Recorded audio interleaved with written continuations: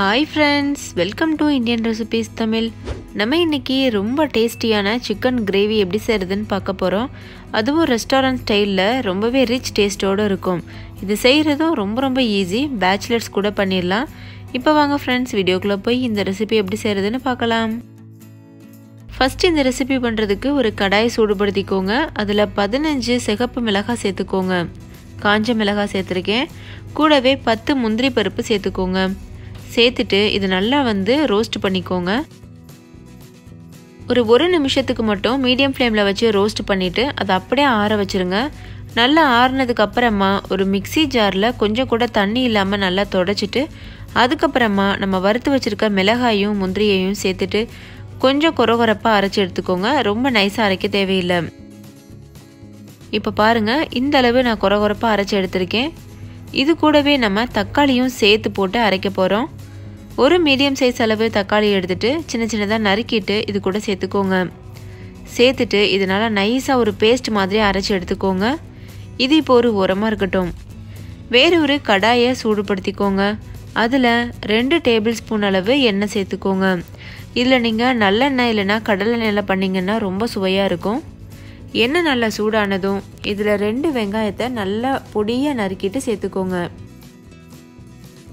சேர்த்துட்டு இது முழுமையாக வதங்குறது வரைக்கும் நல்லா வதக்கி விடுங்க.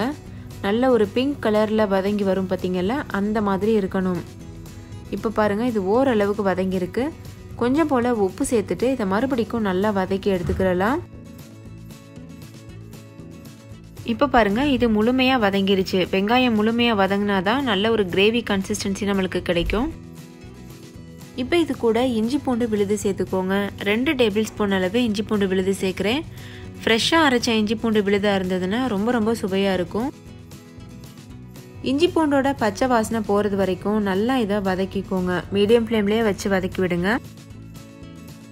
இப்போது இஞ்சி பூண்டோட பச்சை வாசனை நல்லாவே போயிருச்சு. இப்போ இதில் மசாலா பொருட்கள் சேர்த்துடலாம்.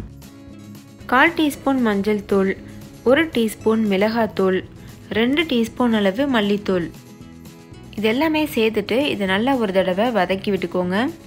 மல்லித்தூள் கொஞ்சம் அதிகமாக சேர்த்திங்கன்னா தான் குழம்பு நல்லாயிருக்கும். இப்போ இதை நம்ம மிக்ஸ் பண்ணி விட்டுறலாம். இப்போ இது கூட ஒரு 1/4 கப் அளவு தண்ணியும் சேர்த்துட்டு ஒரு நிமிஷத்துக்கு இது நல்லா வதக்கிக்கோங்க. 1 நிமிஷத்துக்கு அப்புறமா இதில் நல்லா கழுவி வச்சுருக்க சிக்கன் சேர்த்துக்கோங்க. நான் 1/2 கிலோ அளவு சிக்கன் சேர்த்துருக்கேன். சேர்த்துட்டு இதை நல்லா மிக்ஸ் பண்ணிக்கோங்க.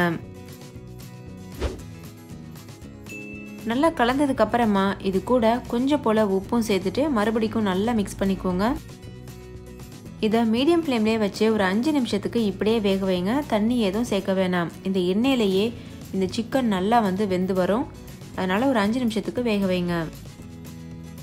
இப்போ 5 நிமிஷம் ஆயிடுச்சு. இதில் நம்ம ஏற்கனவே அரைச்சி வச்சுருக்க விழுதை சேர்த்துடுங்க. சேர்த்துட்டு இதை நல்லா மிக்ஸ் பண்ணி விடுங்க. நல்லா கலந்ததுக்கு அப்புறமா தேவையான அளவு தண்ணி சேர்த்துட்டு இதை நல்லா மிக்ஸ் பண்ணிக்கோங்க. உங்களுடைய கிரேவி கன்சிஸ்டன்சிக்கு தகுந்த மாதிரி நீங்கள் தண்ணி சேர்த்துக்கிறணும். நான் 2 கப் அளவு தண்ணி சேர்த்துருக்கேன். சேர்த்துட்டு இது நல்லா மிக்ஸ் பண்ணி விட்டுறலாம். நல்லா மிக்ஸ் பண்ணதுக்கு அப்புறமா மூடி போட்டு மூடிட்டு மீடியம் ஃப்ளேமில் வச்சு 20லேருந்து 25 நிமிஷம் வரைக்கும் இதை நல்லா வேக வச்சுக்கோங்க. இடையிடையில செக் பண்ணி பாருங்கள். கறி வேகாமல் இருந்ததுன்னா மறுபடிக்கும் மூடி போட்டு மூடி நீங்கள் வேக வைக்கிறாப்புல இருக்கும். இப்போ ஒரு 30 நிமிஷம் ஆயிருக்கும். குழம்பு சூப்பராக வெந்து வந்திருக்கு. இது சப்பாத்தி, சாதம், பூரி, இட்லி, தோசை கூடலாம் வச்சு சாப்பிட ரொம்ப சுவையாக இருக்கும். கடைசியாக கொஞ்சம் போல் கஸ்தூரி மேத்தி சேர்த்துட்டு இதை நல்லா மிக்ஸ் பண்ணிவிட்டு இதை நீங்கள் சர்வ் பண்ணிடுங்க. ஓகே ஃப்ரெண்ட்ஸ், இந்த ரெசிபி உங்கள் எல்லாருக்கும் ரொம்ப பிடிச்சிருக்கும்னு நம்புகிறேன். பிடிச்சிருந்தா லைக் பண்ணுங்கள், உங்கள் ஃப்ரெண்ட்ஸ் கூட ஷேர் பண்ணுங்கள். இன்னொரு சூப்பரான ரெசிபியோட நான் உங்களை சந்திக்கிறேன். அதுக்கு முன்னாடி நம்ம சேனல் இந்தியன் ரெசிபீஸ் தமிழை சப்ஸ்கிரைப் செய்யாத நண்பர்கள் சப்ஸ்கிரைப் செய்துக்கோங்க. தேங்க்யூ, பாய்.